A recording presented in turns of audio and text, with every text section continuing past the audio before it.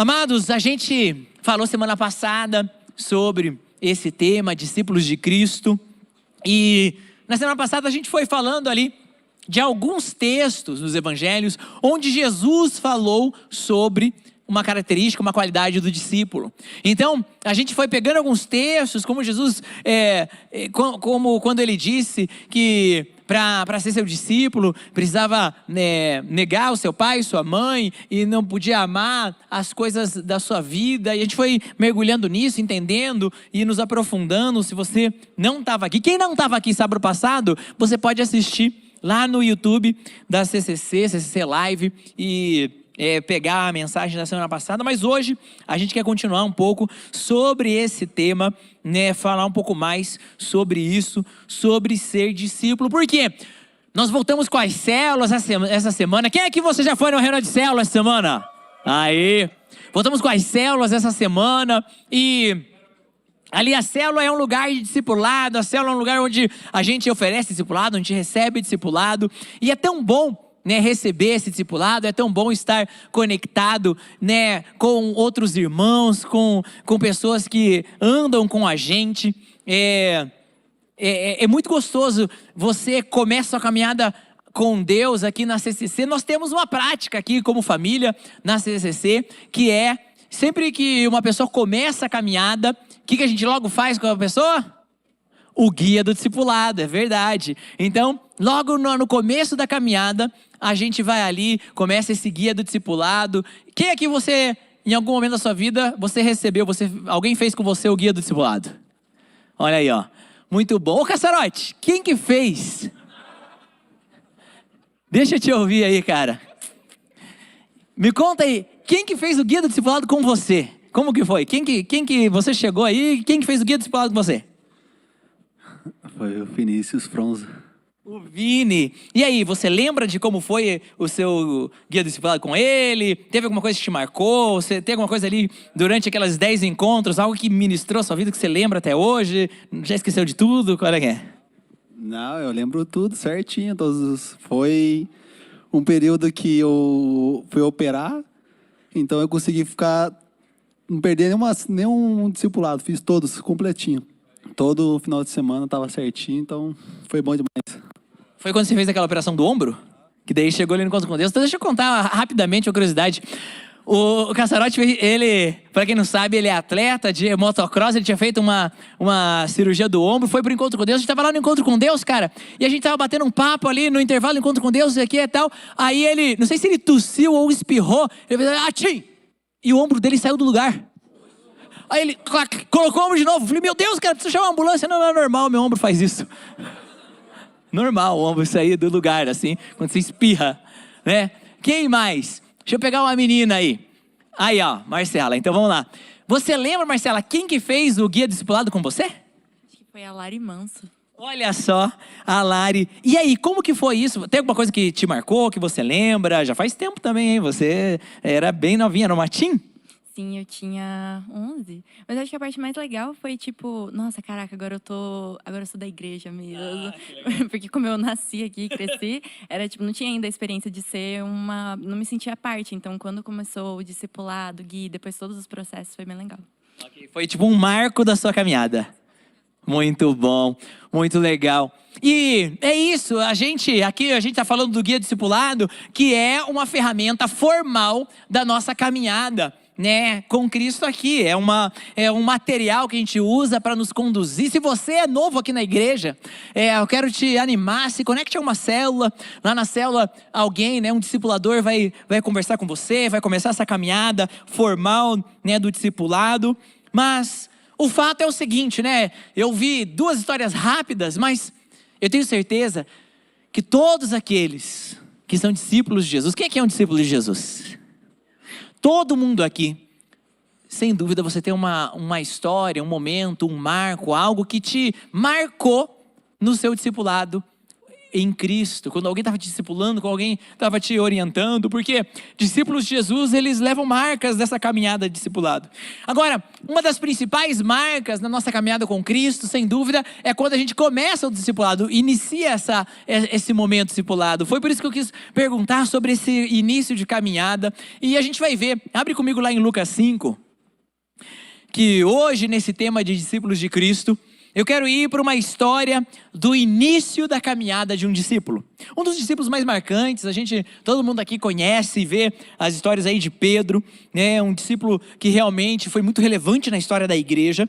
E Lucas 5, a partir do versículo 1, a gente vai ler Lucas 5, do 1 até o 11, que fala o seguinte, olha só, Lucas 5, do 1 até o 11, vamos ver a história do início de caminhada de Pedro.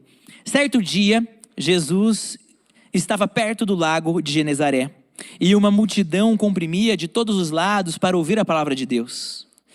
Viu à beira do lago 2 barcos deixados ali pelos pescadores que estavam lavando suas redes. Entrou num dos barcos que pertencia a Simão e pediu-lhe que o afastasse um pouco da praia. Então sentou-se e do barco ensinava o povo. Tendo acabado de falar, disse a Simão: vá para onde as águas são mais fundas, e a todos lancem redes à pesca. Simão respondeu: mestre, esforçamo-nos a noite inteira e não pegamos nada.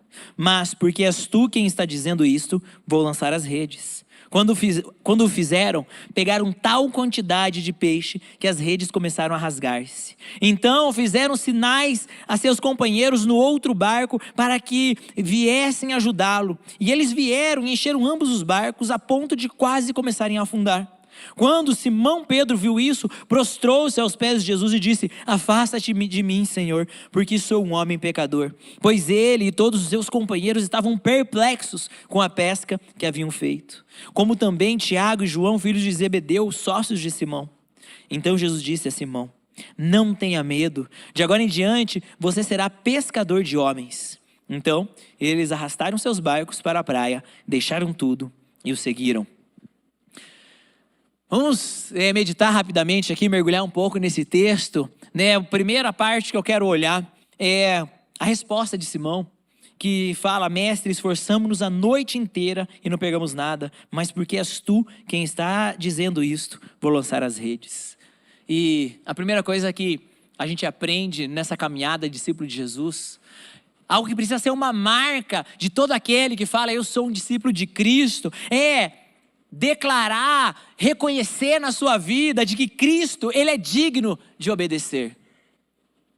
Jesus, Ele é digno da minha obediência. Simão não tinha nenhum motivo lógico, não tinha nenhuma evidência, não tinha nenhuma razão palpável para ir lançar aquelas redes. O único motivo que o levava a lançar aquelas redes era obedecer as palavras do mestre. Simão, ele não parou para contra-argumentar, ele não ficou ali colocando os seus tópicos. A única razão para Simão fazer era porque Jesus disse que era para fazer. E isso é uma marca de um discípulo. Se para eu seguir algo que Deus fala comigo, se Deus me pede algo, se Jesus me dá uma direção, mas então eu preciso ser convencido, preciso que me seja explicado, precisa estar compatível com aquilo que eu acredito. Pode ser que eu coloque prós e contras, eu preciso antes pesar na balança, primeiro precisa fazer sentido para mim, primeiro eu tenho que organizar as minhas coisas, etc. Isso não é obediência, isso é um processo de convencimento. Se primeiro eu preciso ser convencido, se antes da minha resposta vem os meus argumentos, talvez eu ainda não seja um discípulo de Jesus como Simão foi, por exemplo. Sabe, amados, muitas vezes a gente se parece menos com Pedro e mais com Jonas. 2 homens que recebem uma palavra do Senhor, os 2 param no mar. Um era um lago, mas a licença poética me deixa andar aqui. Mas com destinos tão diferentes. Para Jonas, era preciso fazer sentido antes. Jonas tinha argumentos para com Deus. Deus fala para que ele fosse até uma terra de Nínive, para fazer uma obra, para pregar o arrependimento. Mas aquilo não fazia sentido no coração de Jonas. Aquilo, ele tinha argumentos para apresentar para Deus, e ele fica ali naquele processo, ele fica ali contra-argumentando. A resposta dele não é pronta. O que acontece com ele? O texto bíblico nos ensina, lá em Jonas 2:10, e o Senhor falou, ele vai lá e é lançado ao mar, porque o navio que ele estava ia a pique, porque ele decidiu não ir para Nínive, ele decidiu ir para outro lugar. Lançam ele ao mar, ele é então engolido por um peixe, e Jonas 2:10 fala, e o Senhor falou ao peixe, e este vomitou Jonas na terra. Sabe, se eu fosse reescrever essa frase, eu acho que eu diria que eu colocaria assim: um peixe obediente vomitou um profeta desobediente em terra seca. Você consegue perceber que o peixe aqui de Jonas era mais obediente do que o próprio Jonas? O peixe não ficou apresentando argumentos para Deus para engolir Jonas ou para vomitar Jonas. E muitas vezes eu e você, a gente se parece mais com Jonas do que com Pedro. Amados, se toda vez que o Senhor está te apontando algo, está te pedindo algo, está exigindo um sacrifício, é todo um processo de convencimento. Eu e você, com essas atitudes, estamos declarando que Cristo não é digno da nossa obediência. É tão lindo ver isso de Pedro. Senhor, o que Pedro está falando mais ou menos assim, Senhor, não faz sentido nenhum fazer isso. Na minha razão, eu sei que não vai dar certo. Eu estou cansado, eu queria ir para casa, mas porque o Senhor está me pedindo, ainda assim eu vou fazer, porque o Senhor é digno da minha obediência. Um homem tinha sido exposto a uma pregação de Jesus, já estava convencido de que o Cristo era digno da obediência. E às vezes eu nasci na igreja, cresci no Kids, fiz devocional do Tim, estou na rede jovem há tempos, e quando o Senhor me pede algo, eu fico num ping-pong com Deus. Amados, Deus pode falar conosco através desse processo no relacionamento, a gente revive coisas com o Senhor. O que eu estou falando aqui é o que eu acredito, não que seja um pecado eu argumentar com Deus, eu não acredito que seja um pecado eu abrir as minhas emoções pelo Senhor, muito pelo contrário, a gente pode crescer até nesse processo. O que eu estou falando aqui é o que eu acredito, que o caminho da obediência é um caminho mais excelente. O caminho da obediência, muitas vezes, vai me levar mais rápido para um destino de Deus. No final das contas, Jonas acabou em Nínive. Mas ele precisou passar por situações que foram extremamente desagradáveis. Ele precisou passar 3 noites na barriga de um peixe. Portanto, Deus, Ele não está nos descartando se não somos prontos em obedecer, se precisamos ficar nessa luta com Ele, se precisamos ficar nesses argumentos, porque Deus é um Deus bondoso, misericordioso. Quem sai perdendo no final das contas não é Deus, quem sai perdendo sou eu, porque ao invés de ser como Pedro, que prontamente já está no caminho da sua jornada, eu sou como Jonas, que preciso passar 3 noites na barriga fedorenta de um peixe. E talvez, irmãos, talvez alguns de nós aqui, a gente esteja precisando ir para a barriga de um peixe, para aprender a obedecer. Talvez alguns de nós aqui, nesse exato instante, você está nas suas noites na barriga de um peixe. E você não sabe por que você está lá, por que o Senhor permitiu, por que você foi lançado ao mar, por que isso tudo está acontecendo. Será que a minha falha em obedecer não está me levando para um caminho mais longo, que seria muito mais vantajoso para mim se eu só tivesse obedecido? Irmãos, semana passada eu falei, falando sobre esse processo de discipulado, de jovens que correspondem ao chamado discipulado de Jesus. A gente falou rapidamente sobre o jovem rico. O jovem rico foi alguém que chegou diante de Jesus e perguntou qual é o custo do discipulado. Jesus, o que eu preciso para ser um dos seus discípulos? Jesus responde para ele: vai, vende tudo que você tem, dá aos pobres, volta e me segue. E ele vai embora triste, porque ele não estava disposto a obedecer o custo que o discipulado exigia. Discipulado vai exigir, ser discípulo de Cristo vai me custar algo. E ser pronto em obedecer vai ser a diferença, muitas vezes, daquilo que eu vou viver. Olhe o contraste entre o jovem rico, que foi-lhe pedido algo que ele estava totalmente no seu controle, ele poderia entregar, e ele vai embora triste e nunca mais volta. Olha o contraste dele. E abre comigo em Atos 16 agora, rapidinho. Quem é bom, rápido de Bíblia aí? Cadê a Jéssica, campeã das Olimpíadas? Ah, achou já! Abra aí, Atos 16.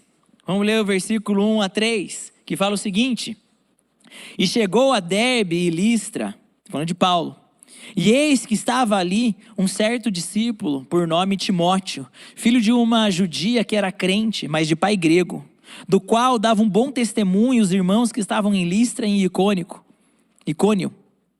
Paulo quis que este fosse com ele, e tomando-o, o circuncidou, por causa dos judeus que estavam naqueles lugares, porque todos sabiam que o seu pai era grego. Então vamos fazer uma pausa aqui. Paulo chega e aí fala: cadê aquele tal Timóteo, aquele jovem que quer ser um discípulo fiel? E o Timóteo vem todo faceiro. Ah, olha só, o profeta falou meu nome. É hoje, chegou a minha vez, tirei a minha senha. E aparece, ele fala: ok, agora você vai viajar comigo. Você vai entrar no ministério comigo, eu vou te discipular. Mas sabe qual que é o teu custo? Você precisa circuncidar. A cara de todos os rapazes está com uma cara de dor. Agora, puxa, Paulo exigiu que ele fosse circuncidado porque era isso que Deus exigia dele? Não, Deus não exigia dele. Já havia acontecido um concílio, um dos primeiros concílios da igreja, que já tinha estabelecido que a circuncisão não era mais necessária de ser exigida. E o próprio texto fala por que Paulo está pedindo a circuncisão. Ele está falando assim, ó, circuncidou por causa dos judeus que estavam naqueles lugares. Era para agradar os religiosos mais velhos. Amados, imagina isso hoje em dia, em era de redes sociais. Paulo já estaria sendo acusado de abuso espiritual. Já seria cancelado numa grande polêmica. Ia ter Reels, ia ter vídeos de YouTube falando como Paulo está exercendo de forma errada sua autoridade, pedindo algo só para agradar religiosos dos seus dias. Mas, enquanto isso, Timóteo foi maduro o suficiente para apresentar um coração obediente a Deus. Eu creio que a correspondência de Timóteo aqui não era para Paulo. A correspondência de Timóteo aqui era para Deus. Ele conseguiu entender que valia a pena pagar um preço para seguir um caminho de discipulado. E se Deus havia colocado Paulo para o discipular, ele andou no caminho que lhe foi pedido. Enquanto o jovem rico voltou para casa triste por não seguir um caminho discipulado, Timóteo, com dor, viaja contente, porque ele pôde cumprir o seu propósito daquilo que ele foi chamado. Amados, Simão teve que responder ao chamado de Jesus. E ele fala, ele coloca na boca dele essas palavras: o Senhor me falou, eu vou fazer, eu vou pescar. E conforme ele vai construindo um caminho para que ele possa andar em fé. De repente Jesus está falando para ele que ele vai ser um pescador de homens. Não fazia sentido isso. Não fazia sentido essa frase, pescador de homens. Não se pesca homens. Não tem homem no mar. Alguém está me vendo ao vivo e me vendo no YouTube. Esse é crente de verdade. ou está fazendo um meme, me mandando por worship fails, alguma coisa assim. Uma coisa ou outra, né? Agora, é como o Simão está mais ou menos aqui na mesma situação que Noé. Quando Deus fala que vai chover, que vai cair água do céu, que vai inundar, nunca tinha chovido. E ainda assim Noé anda em fé, em obediência. Você está entendendo que a obediência e a fé, elas precisam andar de mãos dadas? A obediência, Deus muitas vezes, jovem, presta atenção aqui. Deus muitas vezes vai me pedir coisas que desafiam a minha lógica, que confrontam os meus argumentos, porque Ele quer me dar a oportunidade de me tornar um homem de fé. Ele quer me dar a oportunidade de eu construir um testemunho de dependência na palavra do Senhor. Simão foi sábio o suficiente para não se apoiar no seu conhecimento de pescaria. Foi sábio o suficiente para se apoiar na palavra de Jesus. Eu quero andar nesse lugar. Eu quero andar não me apoiando no meu próprio entendimento, não confiando na própria carne, porque maldito homem confia no homem, eu não quero confiar em mim mesmo. Portanto, mesmo nos dias que eu estou mais certo de que eu estou certo, se o Senhor tem me confrontado em algo, eu quero me render e falar: Senhor, eis-me aqui. Eis-me aqui. Amados, precisamos andar nisso. Próximo aspecto que eu quero que a gente mergulhe juntos, ali no versículo 8 e 9, fala o seguinte: quando Simão Pedro viu isso, ou seja, viu a pesca maravilhosa, ele prostrou-se aos pés de Jesus e disse: afasta-te de mim, Senhor, porque sou um homem pecador. Pois ele e todos os seus companheiros estavam perplexos com a pesca que haviam feito. E aqui, algo muito interessante me salta aos olhos. Isso mostra que Jesus, Ele é digno da nossa admiração. O nosso Cristo, Ele é digno da nossa admiração por Ele. No final das contas, preste atenção, o objetivo final da pesca não eram os peixes. O objetivo final da pesca era o próprio Jesus. As redes estavam cheias, o barco estava quase afundando de tanta fartura. Ainda assim, todos os olhos, eles não estavam atraídos ao produto da pesca, todos os olhos estavam atraídos ao provedor da pesca. Jesus, Ele é digno da nossa adoração. Jesus, Ele é digno que a gente louve Ele. Jesus, Ele é digno que a gente se lance aos pés dEle. Rede Jovem, eu creio que nós, como Rede Jovem, nós estamos entrando numa estação onde a gente vai cada dia mais entender o valor da adoração. A gente já tem experimentado os nossos tempos de louvor cada vez mais. Eu tenho percebido as águas subirem cada vez mais. Veja, vocês sabiam que Jesus, Ele fez esse milagre 2 vezes? Você sabia disso? Que Ele fez de volta o mesmo milagre? Com as mesmas pessoas?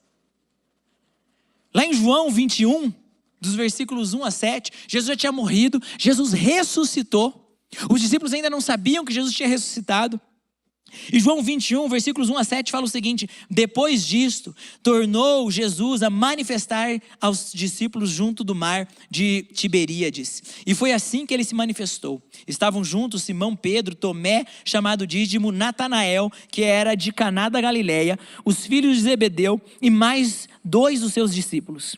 E disse-lhe Simão Pedro: vou pescar. Disseram-lhe os outros: também nós vamos contigo. Saíram, entraram no barco e naquela noite nada apanharam.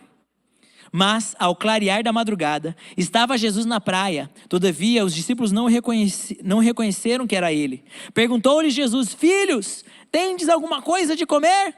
Responderam-lhe: não. Então lhes disse: lançai a rede à direita do barco e achareis. Assim fizeram, e já não podiam puxar a rede, tão grande era a quantidade de peixes. Aquele discípulo a quem Jesus amava disse a Pedro: é o Senhor. Simão Pedro, ouvindo que era o Senhor, cingiu-se com sua veste, porque havia se despido e lançou-se ao mar.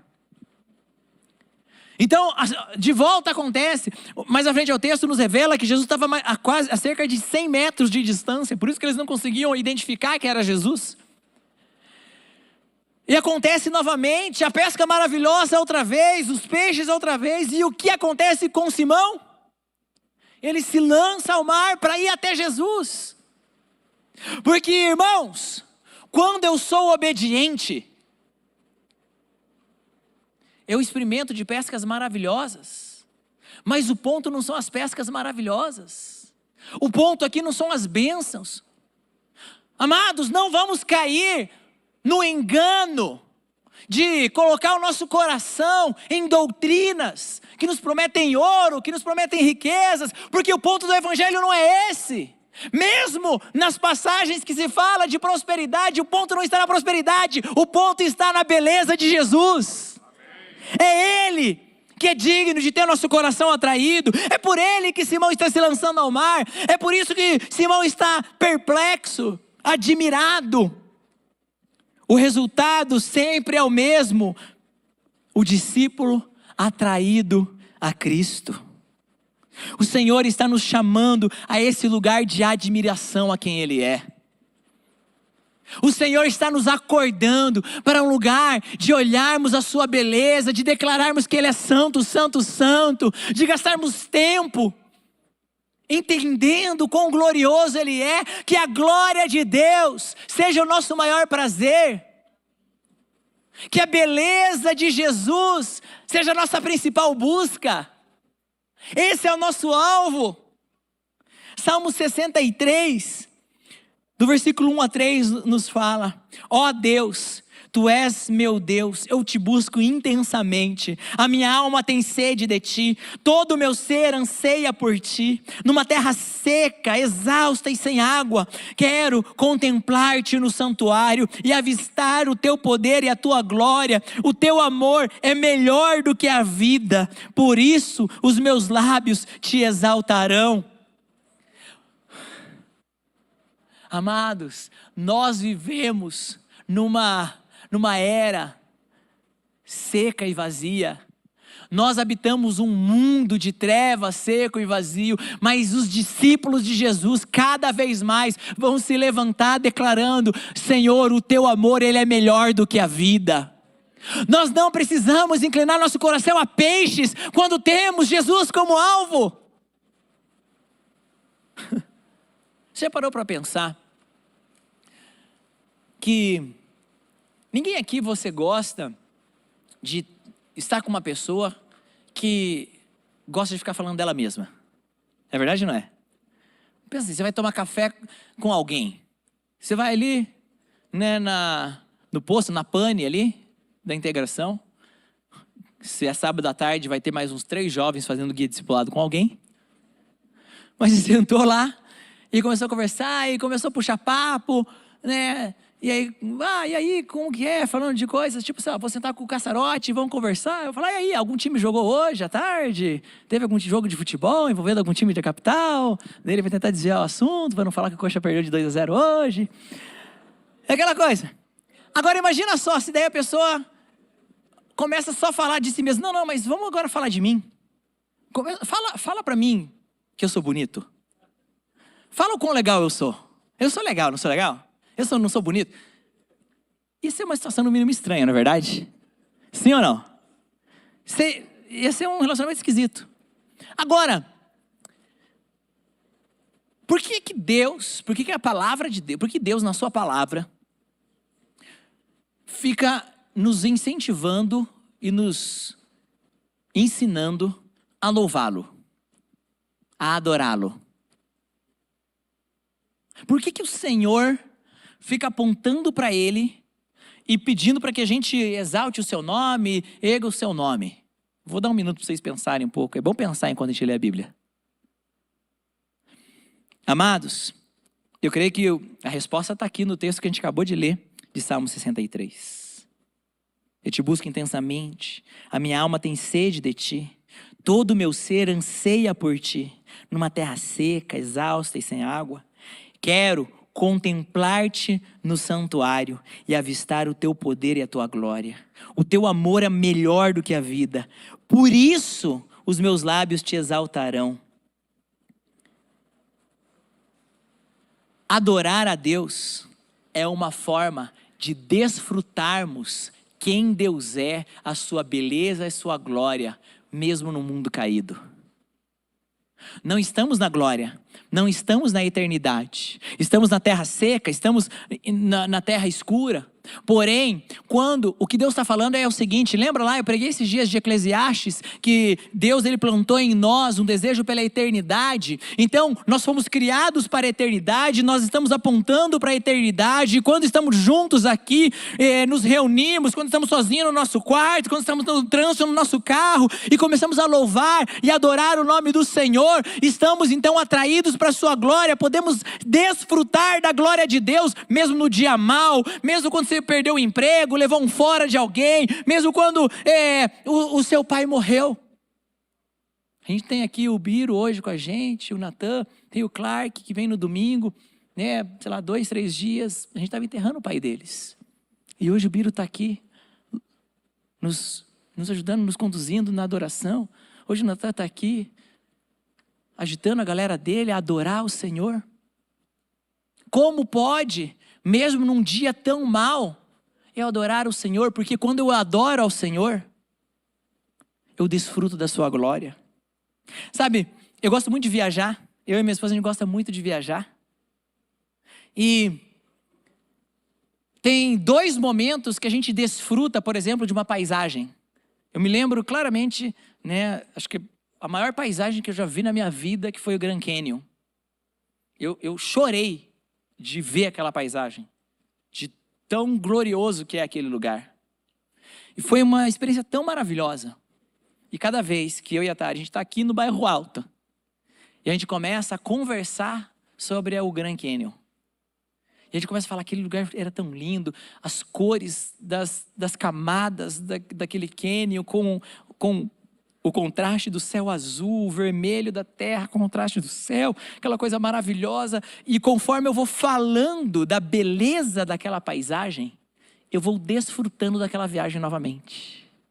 Eu não estou lá, mas eu estou desfrutando da beleza do que eu vi. É por isso que o Senhor diz: aponta para mim os seus lábios. Aponta para mim os seus olhos. Aponta para mim, aponta para o autor. E você tem o que desfrutar. Jovem, você está num dia mau. Adolescente, você está enfrentando inconsistências da sua alma. A sua família tem lutas. Você está passando por dias terríveis. Você está passando por dias de decisão. Você está passando por pressão da vida. Aponta para mim os seus olhos. Olha para mim.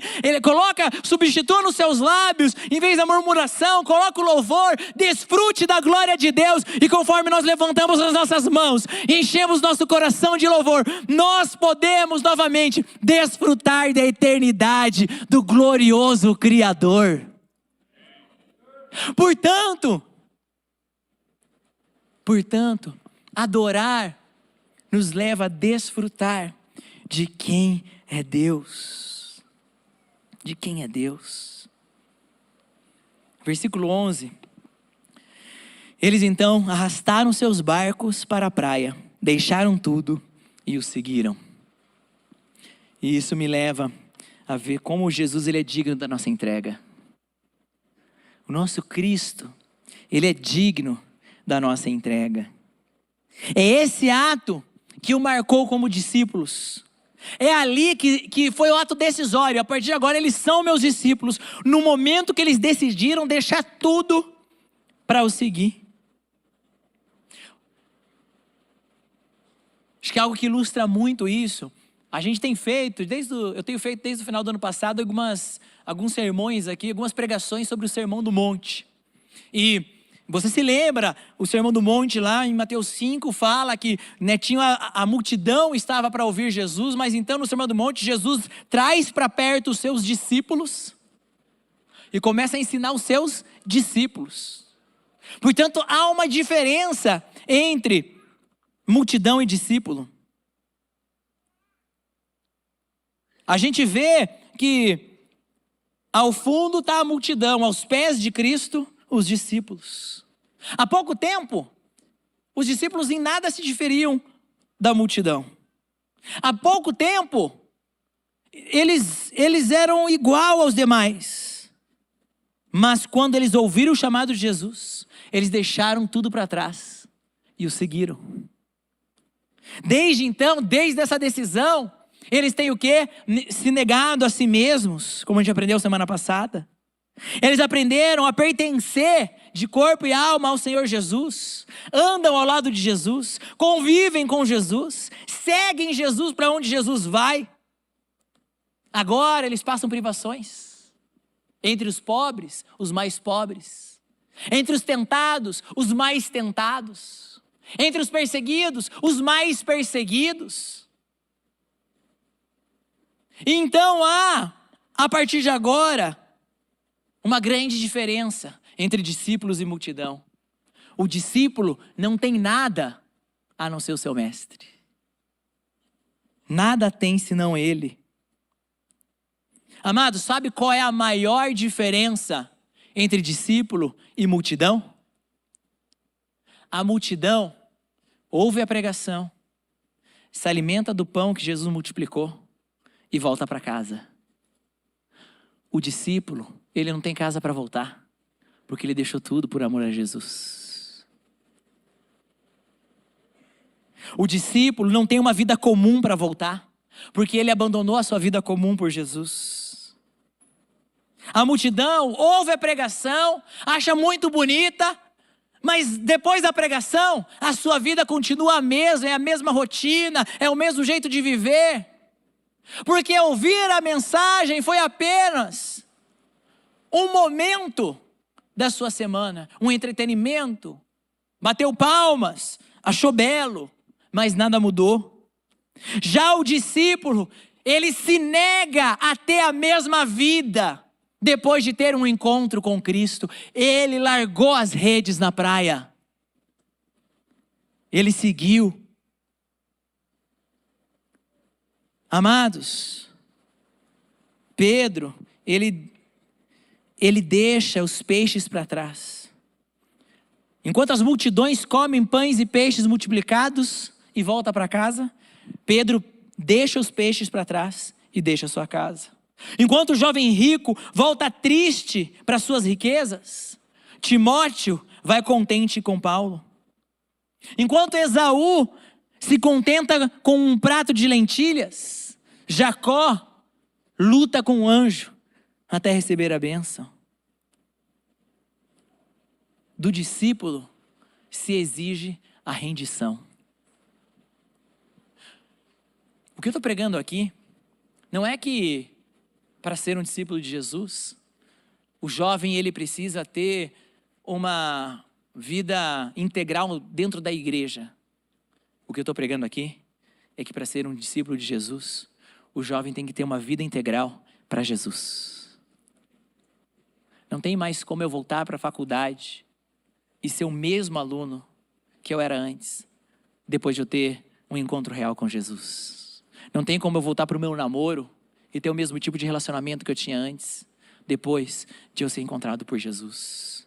Não tem como eu ter o mesmo tipo de conversa imoral, ou de fofoca, de maledicência, depois de ser encontrado por Jesus. Porque eu não tenho mais a minha vida antiga para voltar depois que eu me tornei um discípulo de Jesus. Porque no dia que eu desci essas águas, eu morri para o velho homem morreu, a minha velha vida morreu, ela já não existe mais, eu sou um novo homem. E esse novo homem só tem uma coisa, só tem um alvo. Ele entregou tudo para Jesus. Não mais eu quem vivo, mas Cristo vive em mim. Essa imagem de redenção é que antes nós éramos inimigos e as nossas vidas estavam em desacordo com Deus, porque nós não submetíamos a nossa vida à palavra de Deus. Nós éramos nossos próprios mestres, fazendo a nossa própria vontade, roubando de Deus, não apenas o que Ele nos deu, mas também as nossas almas. Mas um dia eu nasci de novo. E através desse milagre tudo muda. Eu não quero mais reter nada de Deus. Jovem, olha para mim. Olha para mim. O discípulo não retém nada de Jesus. Só teve um discípulo entre os 12 que reteu algo de Jesus. Fala que ele retia da bolsa. O nome dele era Judas Iscariotes. O verdadeiro discípulo, nada ele retém de Jesus. Toda a sua vida pertence a Ele, toda a sua vida se submete a Ele. Eu não quero mais reter nada de Deus, eu quero entregar. Por quê? Porque Ele é digno de que eu entregue toda a minha vida para Ele. Porém, amado, preste atenção. Essa entrega, essa rendição, ela precisa ser fruto do ponto anterior. A entrega verdadeira do discípulo verdadeiro, ela é um resultado da admiração de quem é o Cristo. Lembra que Ele é digno da minha admiração? Lembra que Ele é digno da minha adoração? Lembra que primeiro eu chego na conclusão que o seu amor é melhor do que a vida. E porque o seu amor é melhor do que a vida, eu entrego toda a minha vida a Ele. Eu não entrego por medo de ir para o inferno. Eu não entrego por religiosidade. Eu não é que a partir de agora eu sigo um conjunto de regras, de ordenanças, de bons costumes, porque eu preciso agradar A ou B. Eu faço isso porque eu admiro tanto a beleza do meu Salvador, que eu digo que Ele é digno da minha entrega. Ele é digno. Amado, eu creio que essa noite Jesus Ele está aqui. E eu gostaria de lembrar a todos, Pedro, ele só se tornou um discípulo. Ele só começou essa caminhada. Porque lá no texto fala que haviam 2 barcos, e Jesus então pediu para entrar no barco de Pedro. Pedro deu essa permissão, empurrou o barco até ao mar, e permitiu que Jesus entrasse no seu barco. No começo ele cedeu um espaço para Jesus, ao final ele tinha um encontro, através do qual sua vida nunca mais foi a mesma. E talvez hoje você está sentado aqui, e você está como Pedro do começo da história. Você está ouvindo uma pregação, e essa pregação até talvez está falando com você, até está ministrando a sua vida, quem sabe até o Espírito Santo está te tocando. Mas hoje você precisa tomar um passo fundamental. Não basta apenas estar ouvindo, você precisa abrir espaço no seu barco para que Jesus entre. Você precisa permitir que Jesus ocupe um espaço dentro de quem você é. Essa noite, se você quer um dia se tornar um discípulo de Jesus, se você quer andar nessa caminhada, se você quer realmente perceber esses milagres, se você quer desfrutar dessa admiração, hoje é importante, é imprescindível que você permita Jesus entrar na sua vida para conduzir a sua história a partir daqui. Conduzir a sua vida a partir daqui. Eu percebo isso, tem gente que está aqui hoje e você precisa de uma intervenção de Deus. Sua vida, por si só, do teu jeito, da forma que você está fazendo, você já percebeu, não dá mais. É melhor eu abrir espaço para que o Senhor me conduza a partir de agora. Se você deseja hoje permitir que Jesus entre no seu barco e você quer entregar sua vida para Jesus, você está no lugar certo. Jesus te trouxe aqui hoje. Ele está à porta e bate. E se você abrir um grande milagre, maior do que o milagre dos peixes, vai acontecer